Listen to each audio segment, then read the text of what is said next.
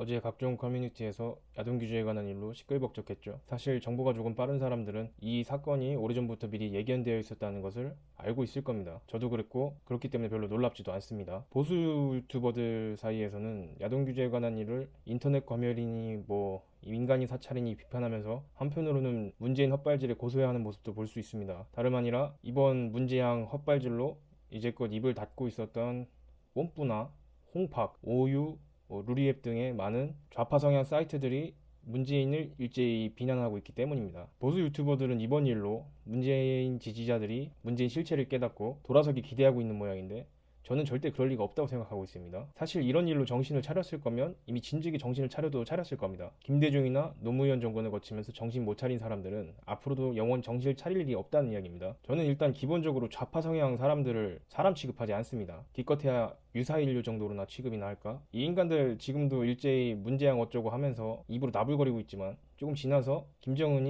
문재인이 불돼지 김정은이랑 한번 끌어안고 나오면 주둥이 싹 닫고 일제히 문재양 찬양 모드로 들어갈 겁니다. 사실 더욱 심각한 건 문재양의 이번 야동 규제가 시작에 불과하다는 이야기입니다. 문재인 그간 정치 행보를 보면 이 인간이 중국의 정책을 교묘히 흉내내고 있다는 사실을 알 수 있을 겁니다. 그중 하나를 예를 들자면 이제 문재인이 지금 정가의 보도처럼 휘두르는 적폐청산이라는 게 있는데 적폐청산이 뭔지는 다들 아실 겁니다. 사실 근데 적폐청산은 한국 사람들한테는 그다지 익숙한 말이 아닐 겁니다. 적폐청산이라는 말 자체가 공산권 국가에서 유래된 말이기 때문입니다. 공산당이 자신의 정적을 천회 때 이용하는 선전 전술 중 한 가지죠. 시진핑 집권 초기에도 이 적폐청산의 칼바람이 중국에 불어닥쳤었죠. 이제 그 유명한 보시라이 사태도 그때 벌어진 일입니다. 아시는 분은 알겠지만 보시라이 내연녀 장웨이제가 인체 표본이 되어 전시된 일을 말하고 있는 겁니다. 한국에서 벌어지고 있는 이 적폐청산도 이 중국의 시진핑이 했던 일을 그대로 답습하고 있는 겁니다. 그러고 보면 생각난 사람이 하나 있죠. 내연녀 하면 바로 안희정입니다.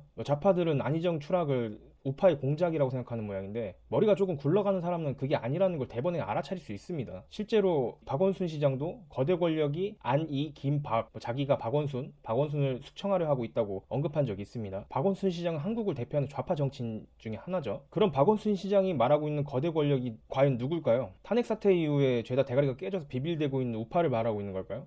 절대 아닙니다. 저는 개인적으로 절대 아니라고 생각합니다. 아무튼 이 인터넷 검열도 마찬가지입니다. 문재인이 시진핑 흉내내기의 일환이라는 이야기입니다. 그렇다면 우리는 지금 중국의 모습을 보고 한국의 미래를 점쳐볼 수도 있지 않을까 하는 이야기입니다. 인터넷에 한창 타이완 넘버원이라는 밈이 유행할 때가 있었죠. 게임이나 커뮤니티에서 중국인들한테 타이완 넘버원이라는 말을 하면 이 중국인들이 똥침이라도 한 대 존나게 얻어맞은 것처럼 개지랄 발작하는 모습을 볼 수 있었습니다. 그게 재미가 있어서 유행이 됐던 거죠. 사실 이건 그냥 얘들이 중국에 대한 엄청난 충성심이 있어서 그랬던 게 아닙니다. 이게 인터넷 검열 때문에 중국인들이 보인 모습입니다. 이 사실 그냥 지금의 한국의 상황에서 보자면 웃어넘길 일만 아닌 게 분명합니다. 이게 뭐냐면 타이완 넘버원이나 프리티벳 등의 중국 당국의 정치 기조하고 어긋나는 말이 올라오면 중국 공안한테 인터넷 검열을 당해서 중국 공안한테 붙잡혀갈 수도 있기 때문에 얘네들이 개지랄 발작을 하는 겁니다. 중국의 인터넷 검열이 그 정도 수준까지 올라와 있다는 이야기입니다. 그리고 이게 앞으로 이제 한국인이 맞이할 미래라는 이야기입니다. 물론 이런 이야기를 해도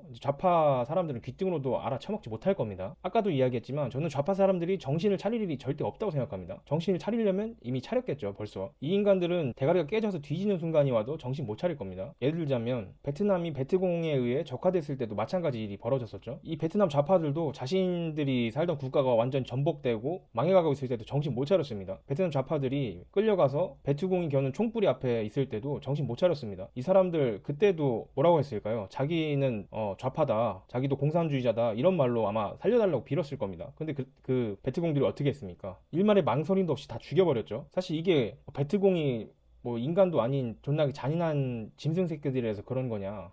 그런 건 아닙니다.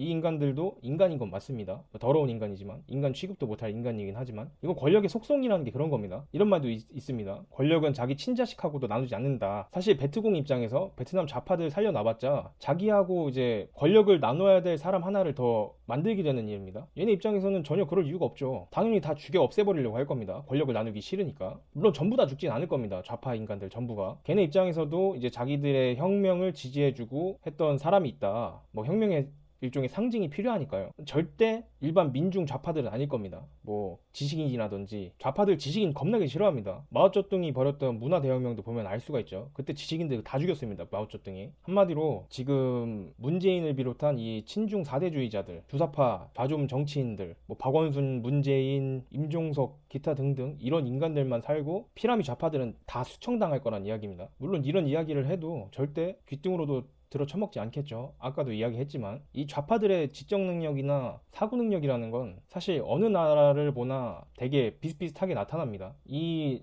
남한의 좌파들이 정신을 차릴 때는 북한 빨갱이 총알이 자기 대가리 꿰뚫고 지나갈 때 그때나 정신 차리겠죠. 그나마도 이제 내가 뭐 좌파라서 죽었거나 내가 잘못해서 죽었거나 그게 아니라 왜 날 쐈을까? 나도 좌파한테. 뭐 이 정도 생각이나 짧게 하고 되질 겁니다. 어떤 사람들은 뭐 남한은 절대 적화가 되지 않을 것이다. 그렇게 이야기할 수도 있습니다. 진짜 그럴까요? 100% 확신할 수 있습니까? 남한이 적화되지 않을 것이라고? 본인이 신이 아닌 이상해야 절대라는 말을 입에 담을 수는 없는 겁니다. 무슨 전지적 작가 시점도 아니고. 그리고 만약 남한이 좌파가 되지 않는다고 하더라도 이 사람들이 이런 행동에 면죄부가 주어지는 건 절대 아닙니다. 문재인 정부가 지금 들어서고 난 다음에 한국의 안보와 관련된 일이 어떻게 망가지고 있나 예를 들어 보겠습니다. 국정원 국내 활동 해체했죠. 기무사 해체했습니다. 휴전선 DMZ, GP 군철수했고 동해안 휴전선 그리고 한강 하구 철책 철거, 탱크 방어벽 철거, 병력 12만 감축 발표, 북한 유류 공급의 의혹을 받고 있죠. 그리고 지금 북한 고속도로 건설을 지원하려고 하고 있습니다. 북한 고속도로가 그냥 인프라만 만들어준다 하고 끝난다고 생각하면 오산입니다. 이거 군사 목적으로 충분히 이용할 수 있습니다. 그리고 마찬가지로 북한의 철도도 만들어주고 있죠. 그리고 지금 우리나라가 DMZ에 헬기를 띄울 때 북한 허락받아야 됩니다. 이거 엄청난 이야기입니다. 8 기기화 사단도 해체됐고 11, 26, 28, 73, 6군단, 8군단, 제1야전 군사령부도 해체됐고 21 보병사단, 27 보병사단, 52 항토 보병사단, 56 향토 보병사단, 51 향토 보병사단, 55 향토 보병사단 다 해체됐습니다. 그리고 최근에 한강의 군사 기밀지도까지 북한에 상납했죠. 이런데도 남한이 절대로 적화되지 않을 것이라고 확신할 수 있습니까? 진짜 한국인들 정신 차려야 됩니다.